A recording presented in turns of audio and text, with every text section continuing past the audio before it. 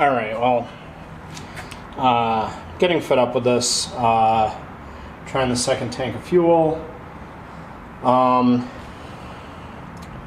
Who knows, I will have to check and see if I can, see if this fuel has gone bad or something.